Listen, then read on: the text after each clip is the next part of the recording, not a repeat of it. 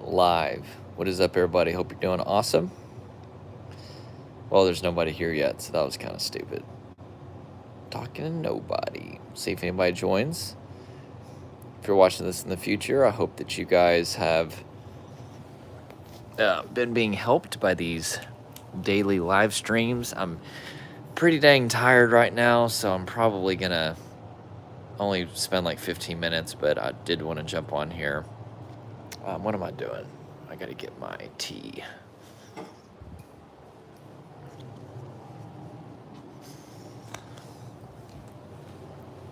See if anybody joins.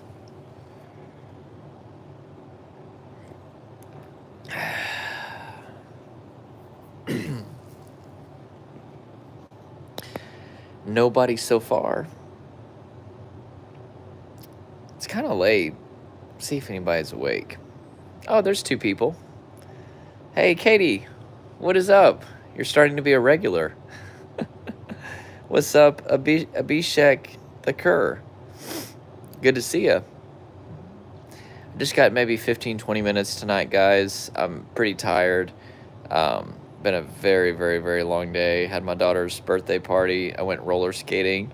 It's pretty, and I did the limbo. And there was like 12, really young girls, and they're very small, and, obviously they can go into the limbo very easily, but I was able to twist and lower my body to where I actually did pretty good with the limbo. And I got second place. So pretty excited about that. What's up, Crystal? Good to see you. What's up, Nick? Yeah, day's been really good. Like I said, just had my daughter's birthday party, and it was really special. We got to roller skate together, and it was awesome. So, good times. All right, guys. Hey, lay some questions on me about anxiety, DPDR, trauma, all the stuff. You guys know what I help with at this point. I get on TikTok and people don't. I've got way more followers on TikTok, but a lot of people like TikTok. You don't really build a following per se. Like I think I've got like 250,000 followers on there or something, but most of the videos only get seen one time.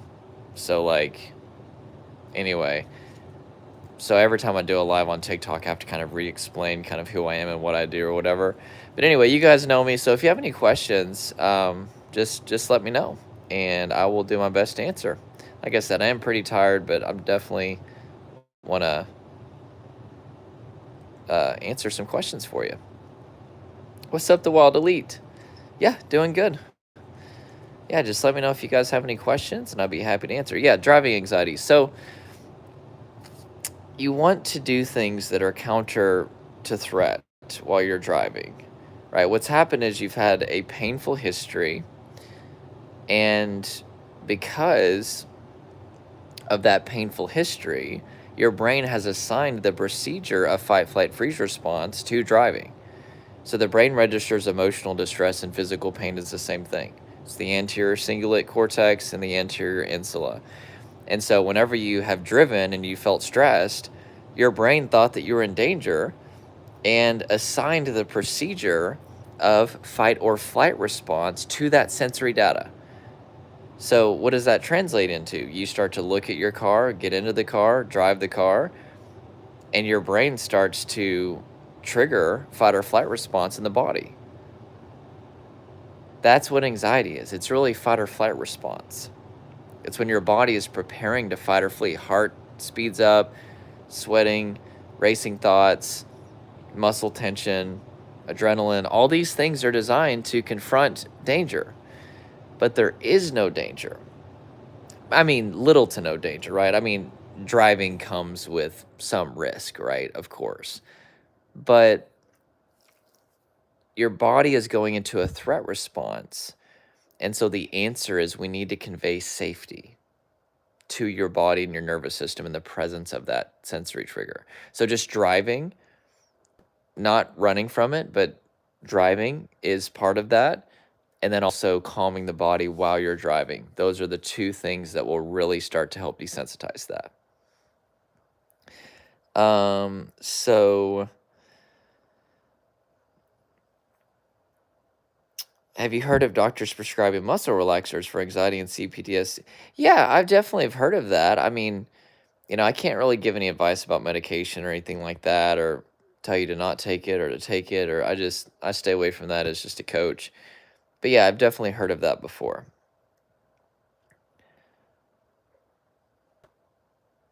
So shaking and trembling is extremely normal whenever you're going through anxiety slash fight or flight response, because that's how your body gets rid of the adrenaline, is through shaking. I've actually got a video in my program that I share with my clients where it shows, I think it's an impala in the wild. And at the beginning of the video, there's this leopard that is kind of like gnawing on the impala, and some baboons and a hyena show up and scare off the uh the leopard, and the impala is kind of frozen at first, but then it starts to shake um its whole body starts to shake and release that adrenaline, right? It just naturally allows its body to shake. So what we tend to do as human beings is we tend to suppress our body's natural ability to process and heal. And that's a big problem, right? So if you feel shaking, just let it happen. That's your body um, releasing adrenaline a lot of times. Have I ever dealt with severe brain fog? Absolutely. Yeah, I used to have severe brain fog. I mean, it was just constant. And part of what that is, which always see a doctor if you're concerned about anything, but you know, whenever your body is in fight, flight, freeze response, the prefrontal cortex starts to shut down. That's logical, critical, creative, contextual thinking. It's also attentional awareness. And so you could think of it as like your operating system is shutting down. And so the brain fog is really the absence of having access to your prefrontal cortex.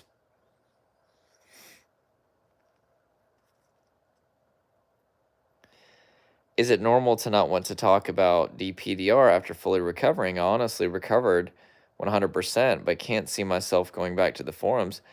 Well, what are you doing on this video, buddy? Yeah, like I would encourage you to literally never ever look back.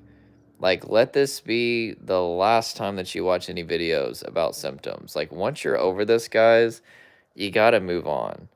Like, there's a time to educate yourself and get the help that you need. But if you're at 100%, buddy, it was nice knowing you, man. But I would not watch me anymore. Right? These videos are for the people that are struggling, that need help. And by putting your focus on the symptoms too, you're chancing that you may just stress yourself out. So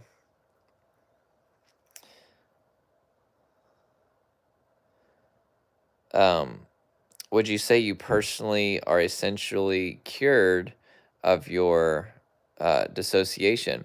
Well, dissociation is kind of an umbrella term that covers a lot of different things. It just kind of means disconnection. So everybody dissociates to a degree. Like, if you ever just kind of mentally space out, that's technically dissociation, right? But if you're talking about DPDR, I don't like to use the word cure, because cure implies instant, effortless type thing. Like, I've found the cure, right? Did I make a lot of adjustments in my life that allowed me to get my nervous system where it needed to be? Yeah. But it took a lot of work, and it took a lot longer than it needed to, because I didn't really have much co-regulation in my life. I had a very little bit, but pretty much none. And if I would have had proper co-regulation, I would have recovered so much faster. And I was just kind of stringing as many things together as I could to try to figure out what I needed to do. And it was the body stuff that brought the most results.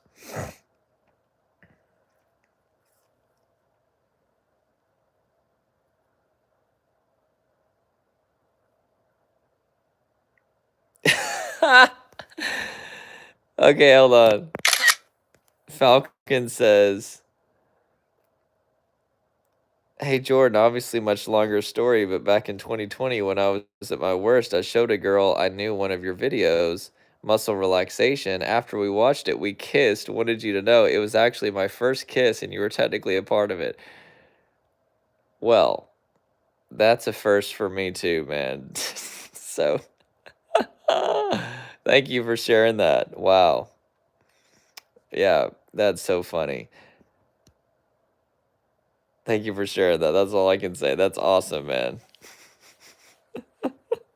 Love it, love it. Whispers, what's up? You said emotion code? What do you mean emotion code? And also, I know we've been talking a lot about symptoms and stuff the last, 3 nights. If you guys wanted to ask me anything about me, just me personally, or just anything fun too, I'd be happy to answer that. I'm only got about maybe 7, 8 more minutes tonight. But just so you know, guys, like we can talk about whatever. I want to connect with you guys, or just tell me something fun about yourself too. My Sination22 says, my son always watches you. He says that he has depersonalization. Do you give private sessions? Yeah. Yeah. So I'm a full-time coach, and every day I work with clients from around the world.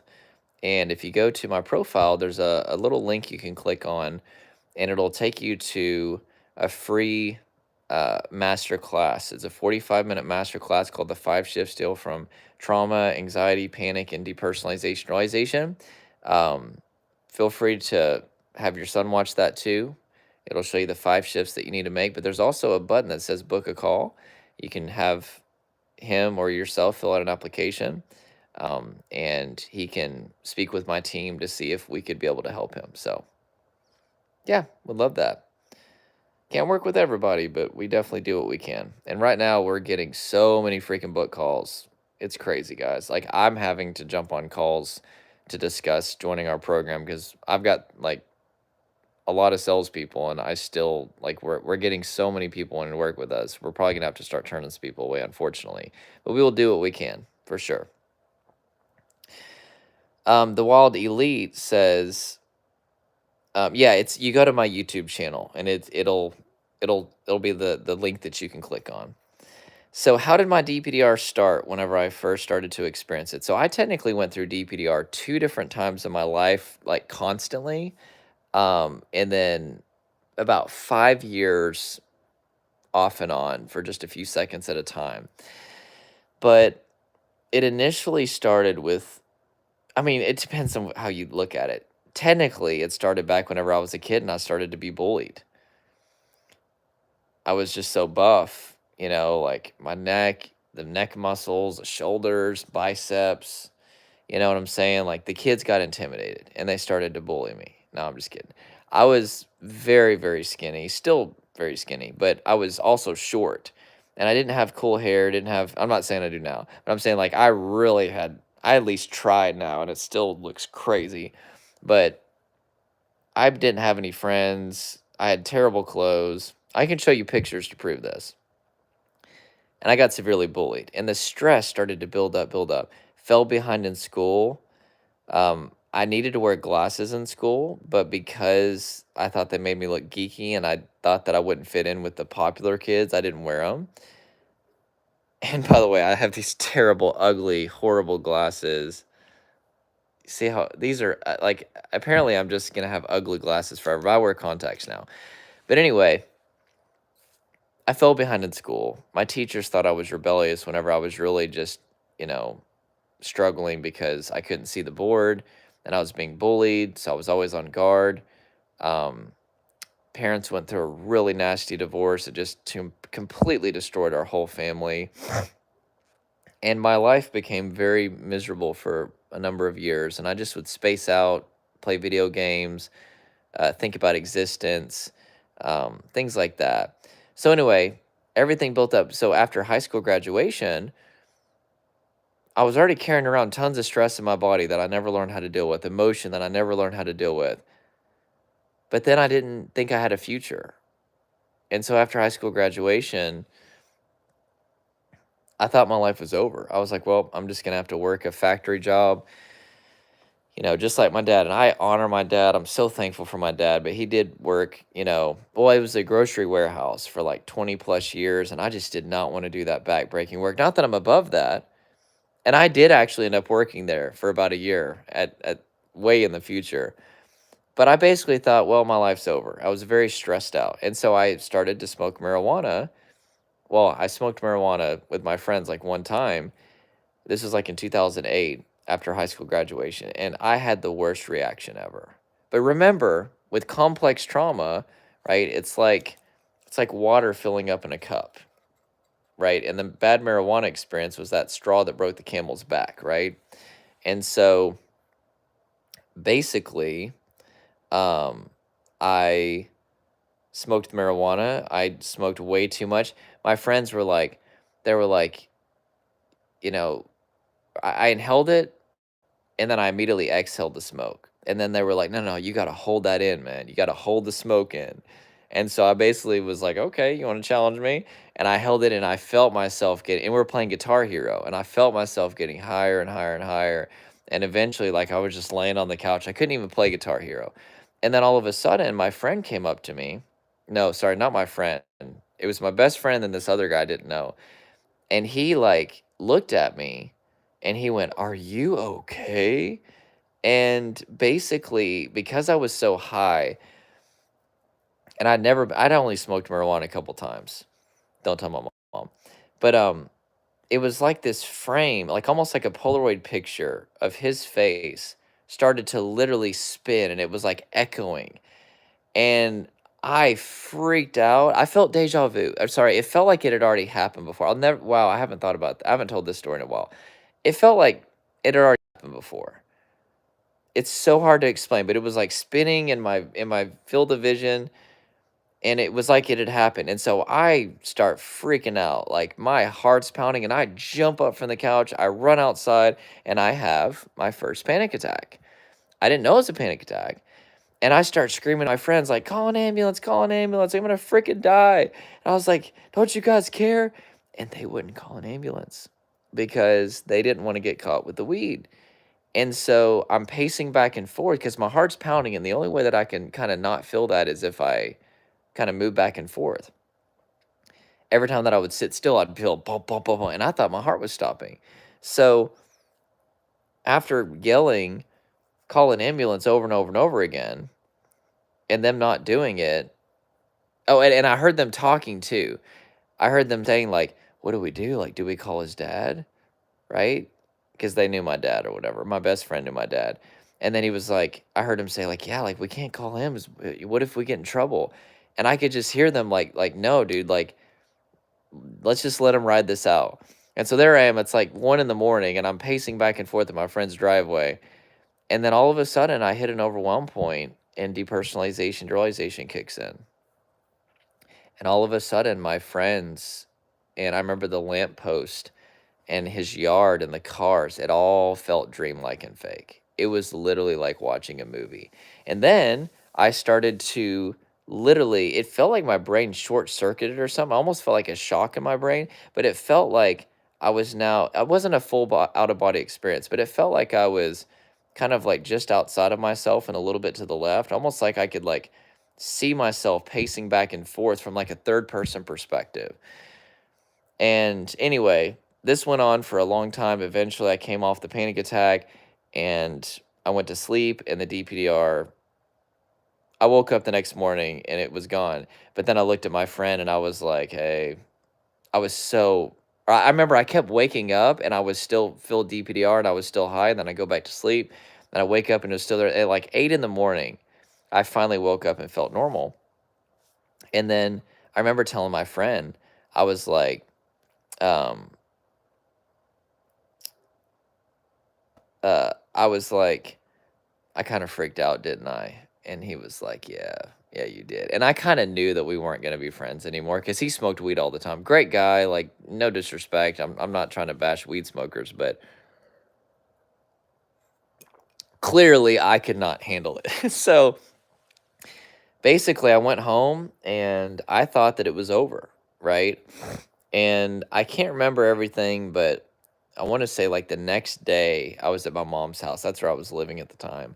And I was watching TV, and then all of a sudden, bam, I got hit with severe DPDR again in panic. And just like what happened that night, I started pacing back and forth in my mom's living room, and I'm like, here we go again. And it literally got so bad that I was having like 20 panic attacks a day, probably more than that. I say 20, but I mean, I'm just kind of guessing. I mean, I wasn't counting or anything, but it was constant. I couldn't mow the grass without having a panic attack and feeling DPDR. I couldn't watch TV. I mean, I felt like I was going crazy.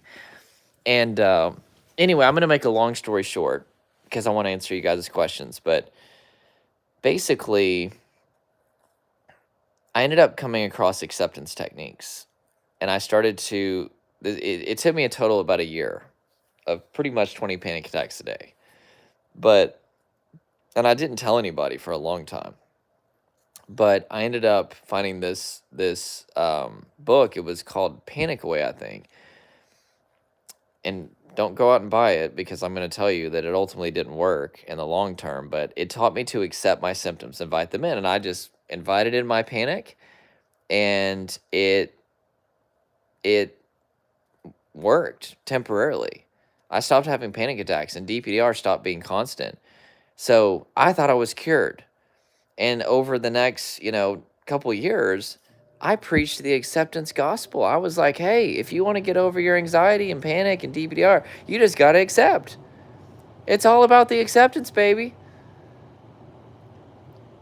And basically, because I wasn't dealing with my body, I wasn't in tune with my body, self-regulating, releasing all the buildup of tension, adrenaline, emotion. I didn't have boundaries in my life and a bunch of other stuff. A couple years later, it all built back up. And this time, I tried acceptance and it didn't work. There was too much buildup. And then I tried distraction, right? I bought this thing that said that I just needed to distract my mind 24/7 and exercise every day and don't talk about the symptoms. There's like all these little rules or whatever. That didn't do anything for me. And most of my clients have been taught the same thing whenever they come to me, unfortunately, because that's a very popular method that's out there. But anyway, and finally, what caused me to get results is I started to release the tension, adrenaline, and emotion from my body. I did get a little bit of co-regulation as well. If I would have had more co-regulation, it would have helped a lot. So anyway, that's why, guys, like whenever I'm telling you, like acceptance is not going to get you long-term results, I'm not just telling you that. I experienced the short-term effects of acceptance. It didn't get me long-term relief. And for a couple of years, I thought I was cured, right? That's why I tell people, like if you are getting a short-term break from acceptance or distraction and you think you're cured, there's nothing that I can tell you that'll convince you. You're going to have to wait until your whole life is falling apart and the symptoms come back, probably before you realize that there's a lot of work that has to be done in your body and your life to make sure that this doesn't happen again. But anyway, that's kind of the basics of the story. And then, in like 2017, I decided to go ahead and do a video to kind of start paying it forward, helping people recover as well. And the videos started to get watched and people started to reach out to me for help. And I've been doing this for 6 years now, which is pretty crazy to think about. So here I am, still helping. Definitely, like in kindergarten, whenever they're like, what do you want to do when you grow up, Jordan? I wasn't like, I want to be a trauma coach. I want to help people that are highly depersonalized. But you know what? I love helping people. It's very hard, but it is very rewarding work, in all honesty. It's very rewarding. It's very difficult. So co-regulation is basically this understanding that, and I want to answer Yo Massmello's question too. It's this understanding that humans heal humans, right? So whenever our brain perceives threat, the very first thing that we look to calm ourselves down is social engagement. we literally look to other human beings. That's the first line defense for calming ourselves down when our brain perceives threat. If there's actual threat or even just a perception of threat. If we can't find regulation through social engagement, we then go into fight or flight response. If we can't fight or flee and we become overwhelmed, that's whenever we enter the freeze response, and that's whenever DPDR and other trauma symptoms show up. So co-regulation in the context of healing trauma and anxiety and panic and DPDR, all this stuff, is like if I'm working with somebody, I'm going to have calming facial expressions. I'm going to have calm vocal tonality, calm body language. I'm going to speak in a very positive way, avoid certain things that may be triggering, and really just being there for them during the healing process. Just sharing my story with them. A lot of the reason why, I'm able to help people so much is not because I'm special. It's because I'm really good at creating co-regulation. Number one, I just care about people. I'm kind of an empath. I have very high levels of empathy. I just have a lot of passion for people. But also, I've been in people's shoes. And so whenever I talk to them, like, I really just create a sense of safety through that. So humans heal humans. That's what co-regulation. So self-regulation, though, Crystal, is whenever you learn to calm yourself. But that takes a while. It takes a while to get in tune with your body. That's self-regulation. And then as you're self-regulating, it's good to have co-regulation. In fact, most people need it. Co-regulation is that person that's in your life helping create that sense of safety. And it's not the same as just social connection, right? Not everybody, most people can't provide co-regulation. Even if they're a great positive person, a lot of co-regulation is about hope. Building hope in people.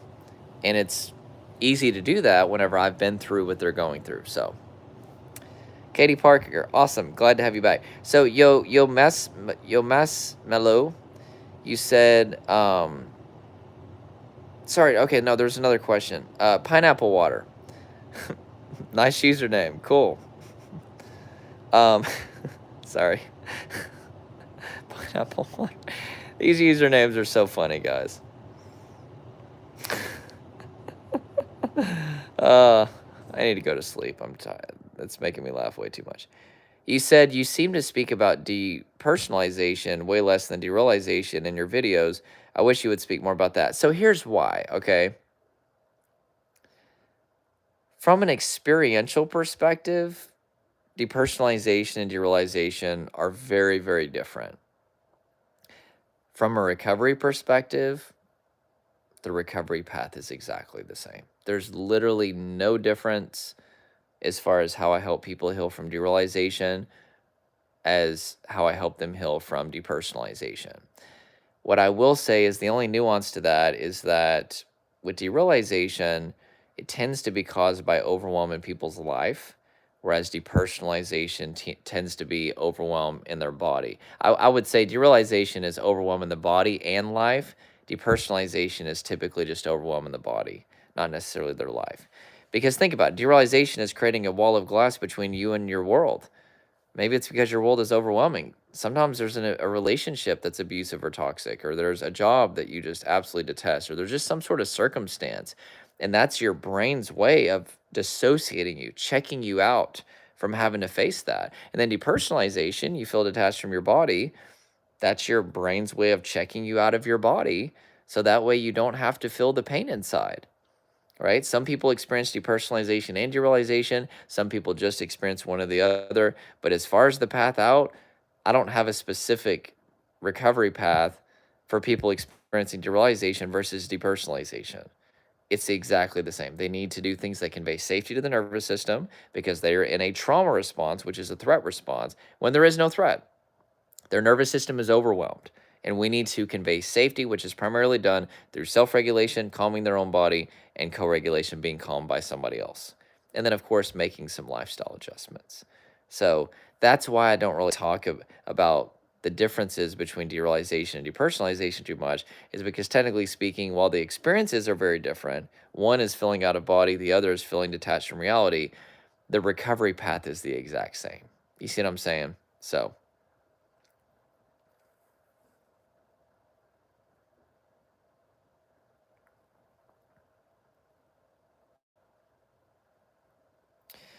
Hanson, great question. When DPDR is active, is it a state of mind or is your brain actively dissociating?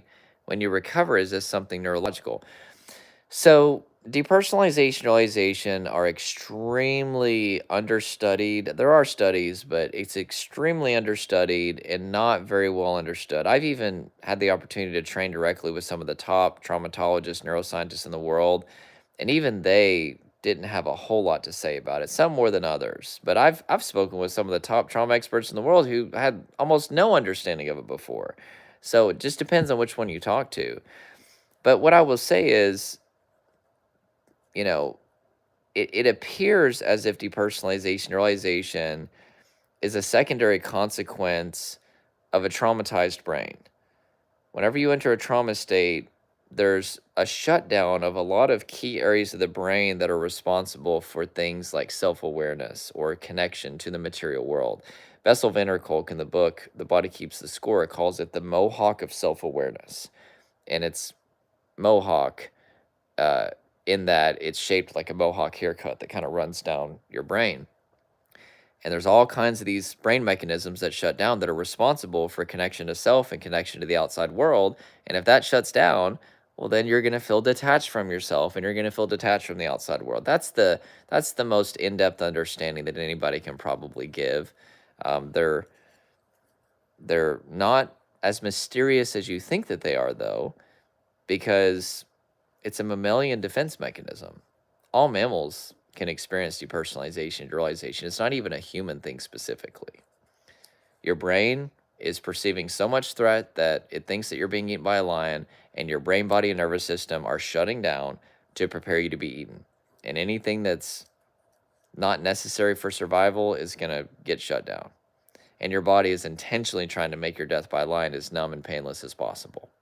So it's a lot more painless if you're not in your body and you don't feel connected to reality. So thanks for the videos, man. No problem. Happy to help. The wild elite, as opposed to the tame elite. This is the wild elite, people. Not to be confused by the evil counterpart, the tame elite. Haha, that wasn't funny. Sorry, guys. I try to make jokes. My wife thinks I'm funny, and that's all that matters. She doesn't know that I'm not funny. She hasn't figured it out yet. And I'm like, oh, thank God. I do got to head off here soon, guys. I thought that this was going to be about a 15-minute, but then you guys are so awesome. I end up talking to you, and here we are, and it's been 33 minutes. So as you can see, I'm tired. Beady eyes. Wow.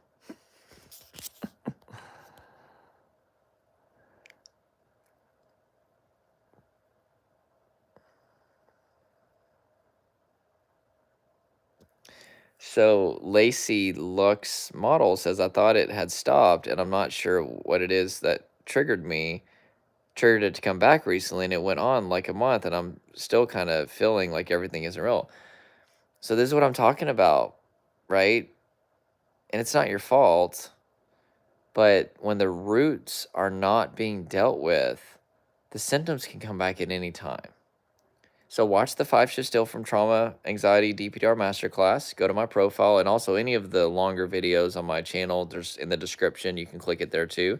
That's for free. That will show you the 5 shifts that you need to make to start dealing with the root. But I will say, you know, there's a lot of work that needs to be done.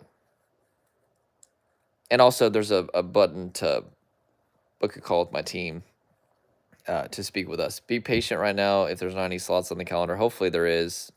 There's so many people in to work with us right now. It's crazy, which is great. It's a good problem to have, but we're having to, like I said, I'm even having to jump on calls to talk to people because my salespeople are all booked up. But we're doing the best we can to help you guys. So but anyway, if you want to be mentored by me and, you know, get the co-regulation, you need self-regulation, just let me know.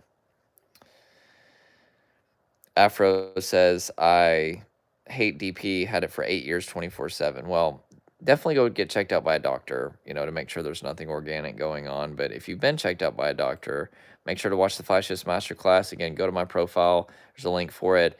Would love to check out your situation as well. If you're ready, don't apply to work with me unless you are fed up with this and ready to knock this out, guys. Because if you're gonna work with me, we're gonna have to put in work. Like seriously, just wait. Like don't book a call unless you are fed up with this to the point that you're ready to make the adjustments that you need to make in your life and body. Because we do not have time to chase people. We're very particular who we work with.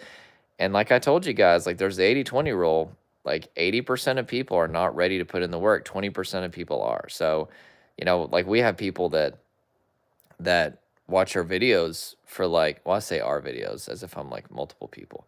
They watch my videos, um, for like 3 years, and they're just not there yet. They haven't suffered enough, and then something happens. They're like, dude, enough is enough, and then they work with us, and then bam, they're out of it, and it's beautiful. It's beautiful the results that people.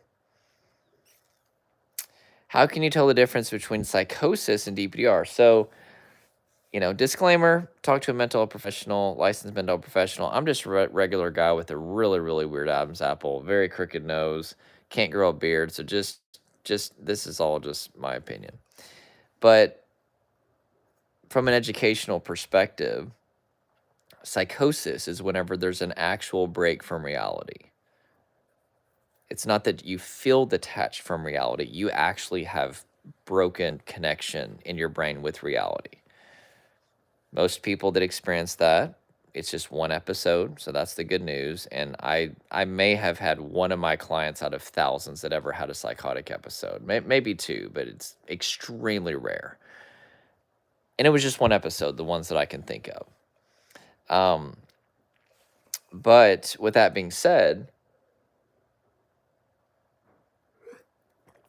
with DPDR, you feel detached from reality, which would be derealization, or you feel detached from your body, right? You're not actually detached from it in that, like, you're psychotic. You're aware that something is off. That's the difference. If you were in a psychotic state, you wouldn't feel like anything was off. See what I'm saying? Why does everything look unfamiliar with DPDR? Which, by the way, I want to clarify something, guys. Like, we help people with anxiety just as much as we help people with DPDR. I haven't talked about that a lot on my channel, and so I think people think I'm the DPDR guy. Like, we mostly help people with anxiety, like, and DPDR together. But I'm just saying, like, just so you guys can ask questions about anxiety too, just so you're aware. I'm going to start doing a lot more videos about that because I think people think that that's like the only symptoms. We help with tons of symptoms, guys. God. Existential OCD, regular OCD, depression, anxious thoughts, catastrophic fears, generalized anxiety, panic attacks, complex trauma, DPDR, health anxiety is a big one, very big one. Existential OCD is a very common one that we help with. Like, we help with all this stuff, guys. Oh yeah, lots more videos coming on generalized anxiety. But anyway, sorry, Magura. Why does everything look unfamiliar? Oh, my screen went a little blurry. That's weird. There. That's better. Anyway, why does everything look unfamiliar with DPDR? Well, it's because you're viewing the world or your body without the brain structures being online that would allow you to feel connected to those things. The mohawk of self-awareness has shut down. I can show you brain scans of these different parts of the brain that have shut down whenever people are in a trauma state.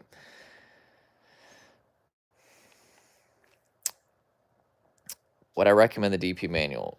No, absolutely not. I would say probably 40% of the people that we work with, and it's been thousands, bought that manual. No disrespect towards the guy who wrote it. Super great guy. But unfortunately, he's everywhere. And so he's very good at, like, ranking videos and all that stuff and on Google. And so what typically has to happen, people buy that, they try to distract their mind all the time. They see all these testimonials and it's got 50 million copies sold. And then they realize sometimes after years, this isn't working. And then they start looking for other stuff. And so, no, I highly don't recommend that. I think that's probably the worst investment you could ever make. I've personally spoken with hundreds and hundreds of people who bought that, and even we just had a few people sign up. They did coaching with that guy, and great guy. And I'm not saying anything negative about the guy, but the approach of this whole distraction stuff, guys, like, where's the evidence for that?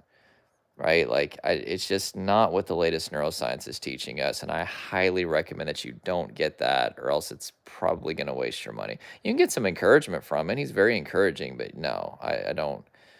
I think that's probably the worst investment you could ever make, because, and it's very deceiving too, because whenever you get results of distraction, you think you're recovered when you're really not. You're really just somatically dissociated. You're not actually getting to the root of anything. So, yeah. But anyway, but I try to be respectful. There's a lot of people out there. I think that they're great people, but their methods are just, it's just not going to get people long-term results. And I literally have, like, guys, I'm talking like, I can show you the applications of people's, I can show you hundreds of applications. People said, bought the DP manual, bought the DP manual. Yep, I've been doing the distraction stuff. And that's not all he teaches, but that's a big part of it. Don't talk about the symptoms, exercise, distraction. Guys, it's just, I wish that was enough. But when you're dealing with trauma, which is why DPDR there's a lot of buildup in the body that has to be dealt with. And unfortunately, distraction is kind of opposite of what you want to do. So anyway, great guy though. Again, no disrespect. Very encouraging, very positive guy. Love the guy, don't like the method. That's what I'll say. When will my course be available? It will never be available again by itself, because people need co-regulation. That's why I took it off the market, because people need other humans. So all of my programs require some sort of mentorship, and that is for people, right? Once I started to really see the research about how much that co-regulation brings healing, that's whenever I was like, okay, I need to make this a requirement. Adopt a bull, save a life says, I can't even explain this to my BF. This is so beyond him, I won't even try. Adopt a bull, save a life. First of all, that is a really cool channel name. Yeah, like if people have never experienced, if we're talking about DDR, if people have never experienced that, don't even waste your time trying to explain it to them. Like, they're not going to get it. They just won't. Like, it's like trying to explain water to a fish. Do you think a fish knows what water is? No. Right? Like, it's like oxygen. If we weren't trained what oxygen is, we wouldn't know what it is. It's probably not the best example, but you get what I'm saying. It's like, they're not going to get it. And if you're experiencing DPDR, it means that you're at a state of nervous system overwhelm, a state of traumatic stress. And the last thing that we want to do is add more stress. And this is one thing that I do with my clients is I'm like, stop trying to get people to understand what you're going through. I get why you're wanting that. Why? Because humans heal humans. You trying to get your boyfriend to understand this, or your girlfriend, your husband, your wife, your friends, your auntie, your uncle, all that stuff, that is proof of what we've been talking about. We're wired to be calmed by other humans. You want somebody to understand you. But you're talking about symptoms that most people have not experienced. Or they have experienced it and they didn't even know what it was. And it's just going to stress, it's going to create resistance. It's going to stress you out trying to get people to understand that will never understand. And it's so frustrating because you're like, no, you don't get it. I know on the outside I look fine, but on the inside I am absolutely dying. I feel the worst I've ever felt in my entire life. But you think that I'm fine. That's one of the most frustrating parts about trauma, especially depersonalization, realization, which are trauma coping mechanisms, is you can literally feel like death on the inside. And on the outside, everything looks fine. And thus, people don't take it seriously. They look at you like, there's nothing wrong with you. Wait, you've been to a doctor? And the doctor didn't say anything was wrong. Like, why don't you just get over it? Why don't you just toughen up? Why don't you just stop? Just don't think about it, right? People will try to give you advice. And all that ends up happening is you just get more and more and more frustrated.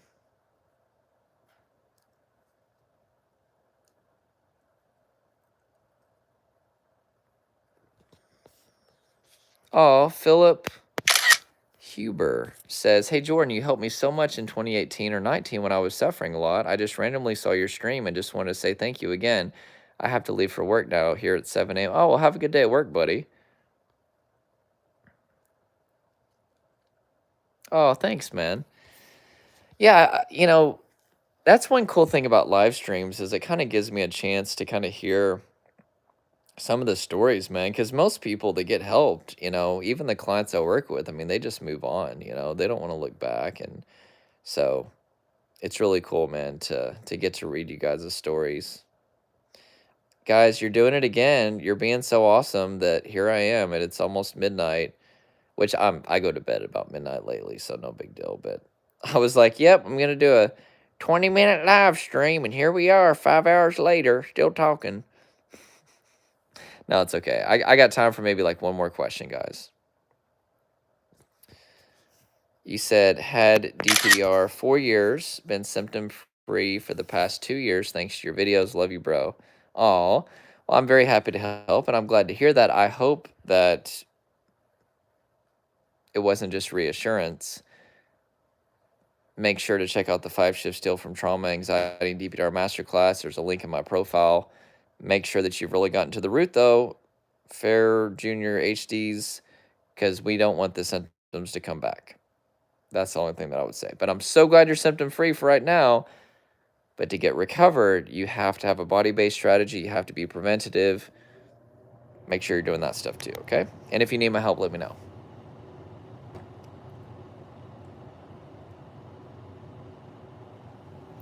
Okay, last question. And then I gotta go, guys. Oh, Purple Globe says, my friend has recovered significantly from working with you. Start next week. Year in, can't keep living like, yeah, absolutely. Would love to work with you, man. Just let me know. Link in my videos and my profile. Click book a call, speak with my team. Let's get this thing rocking and rolling. But vid clips, last question, guys, then I gotta go. It says, have you experienced like you think about the future, what's gonna happen, and you don't feel like there's any meaning anymore about anything?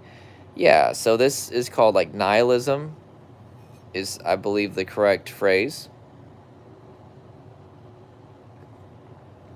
I used to deal with that really, really, really bad. Like, I would basically be like, I remember one time, just to show you how bad that it got, I had a mentor. He went to my church, and he was like a real estate agent, owned like a realty company. He was remodeling his house. He had a beautiful wife, beautiful family, and he was kind of helping me out or whatever. But I was dealing with nihilism. I was just like, what's the point of anything, right? Like, why would you remodel your house and have a family when we're all just going to die anyway? It's like, that was my mindset. That's what happens whenever you dwell on existence, and are stressed out for too long. And I sent him a text message one time, and I was like, hey, I see that you're, remodeling your house, and you're, adopting children, and you're building your company. What's the point of any of that whenever we're all just going to die anyway? And I remember I sent the text, and as soon as I sent it, I regretted it. I think this was like maybe 2011, if I remember correctly. Anyway, yeah, it had to have been about 2011. And I wish that I could take it back, but I couldn't, right? And I was like, oh, and he never responded to it. But I never forget that moment. I'm sure he didn't know how to respond to it. But yeah, I was very nihilistic, right? Because I was very stressed, and I had a lot of existential obsession and, rumination, always thought about the afterlife, consciousness, existence, all that stuff. And I was so miserable all the time. I was like, what's the point of anything? And that's the thing, guys. Whenever you feel miserable, a lot of times that leads to nihilism, because your life is so terrible, you're not deriving any sense of meaning that would make you fulfilled in your life. So thus your brain is like, well, what's the point of any of this if I'm just going to be miserable all the time? So nihilism is a lot of times the byproduct of just being in a really bad state. But what I will tell you is, like, I have been so depressed before in my life that I couldn't wait to go to sleep. But for a long time now, many years, I can't wait until I wake up. I literally sometimes have trouble sleeping because I'm so ready to start the day. I love my life. Is my life perfect? God, no, it's not perfect. Do I make mistakes? Do I have weaknesses? Just as many as you have, my friend. I'm just as messed up as everybody else. But I love my life. And you want to know what? I had to fight for it. I had to fight tooth and nail to get where I am today. And I'm not saying I've arrived or I'm anything special, but I'm talking like I am a healthy, calm individual who lives a good life.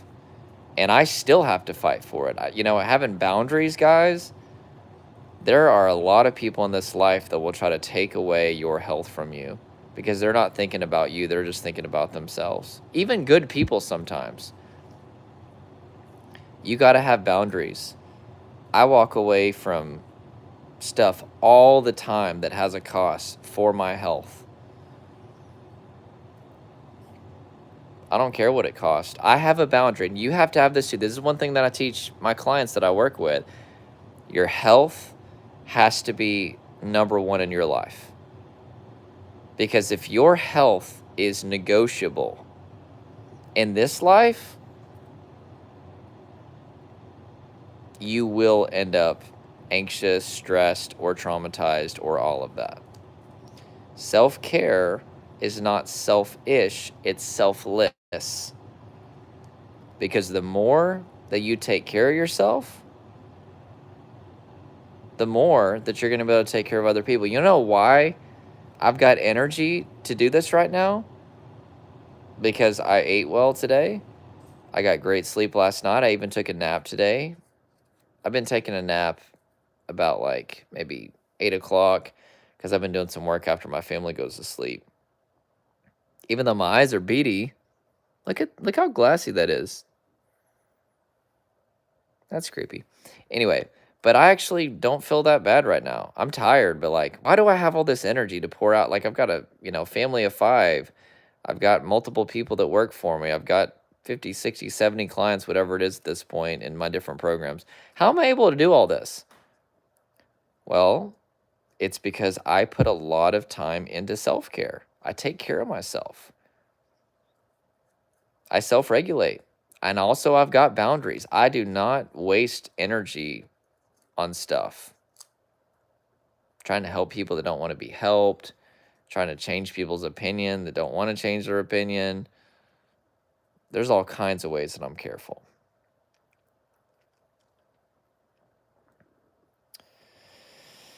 So, I got to go, guys. I'm getting pretty tired. I hope that this helped you. I've had a lot of fun with this. This has been really good to connect with you guys. And yeah. Yeah, and I'm starting to do these live streams for multiple reasons, right? Number one, I want to help you. I want to encourage you along your journey and just really help you, regardless of whether you work with me. I want to help you. Number two, it's kind of different, right? Like I haven't done this in years. Like I haven't done a lot of live streams, and it's kind of variety, right? One of the 6 human needs is variety. It's kind of fun. It's really kind of cool talking to you guys. The third reason is I want you to become my client, assuming I can help you and you're ready to work for it. Like I believe in what I'm teaching, guys. Like this isn't some mumbo jumbo random stuff. This, like, if you work with us and we can help you, like I will help you change your life. I will help you get rid of these symptoms forever. We're not going to be lazy and skip and try to just accept the symptoms, distract. We're going to get to the root. And so I also want you to know I am available to help you if you want to, if you want me to be your personal mentor. We got a ton of people signing up for our various programs. Like I said, go to the link in my profile, and there's a free masterclass that will show you the 5 shifts you need to make. There's a button that says book a call. You click that, it'll go to an application. Fill that application out so we can hear your situation, and then you can talk to our team and see if we can help. Can't help everybody, but I would love to work with you if we can, okay? It allows me to pay my bills, allows me to change your life. It's good for everybody. No, the streams aren't going to be scheduled or anything. It's kind of just whenever I have time. I've got such a busy life. It'll just be kind of whenever I can. But it's probably going to be in the evenings. But just turn on notifications if you can, so that way you can hopefully catch it. And what's up, Paulo from Brazil? Philip says, good night, mate. Are you from Australia? Good eye, mate. Also, I want to say thank you guys for the encouraging words in the comment section to each other. And by the way, guys, I just want to say this too. If any of you are thinking about saying something vulgar, you will not be acknowledged on this live stream. I will literally just delete you and you'll never get access to my live streams again. So just don't do it. You're not, like, nobody's going to see it. It's a waste of your time. I don't acknowledge people's stuff like that. I haven't done that for years. Like, I don't have time for it. We're here because people need help, and that's what we're going to focus on. So every stream, there'll be like 1 or 2 people that say something nasty. A lot of times it'll automatically catch it and filter it. But if I see that, guys, I'm going to go delete, and I'm not even going to acknowledge you. So just don't waste your time with it. We're here for the people that really need help, okay? All right, guys. Buenos noches. I don't know what that means. I think it means good afternoon or something. Bye, Crystal. Bye, Hanson. Bye, Magura. Bye, Pineapple Water. Philip Huber. VidClips. Katie Parker. Afro. Caesar. Oh, I'm glad to hear that that's helping you. Awesome. Yeah. So VidClips, yeah. So every week we meet twice a week with group coaching, in addition to the private coaching that people get with me in my program, in my Rise Unlimited program. And in the group coaching, people talk back and forth the whole meeting and encourage each other. We also bring people on the Zoom call, of course, to talk and ask questions, and it's awesome. So, all right, guys, that's it. I'm gonna go ahead and get some shut eye. Take care.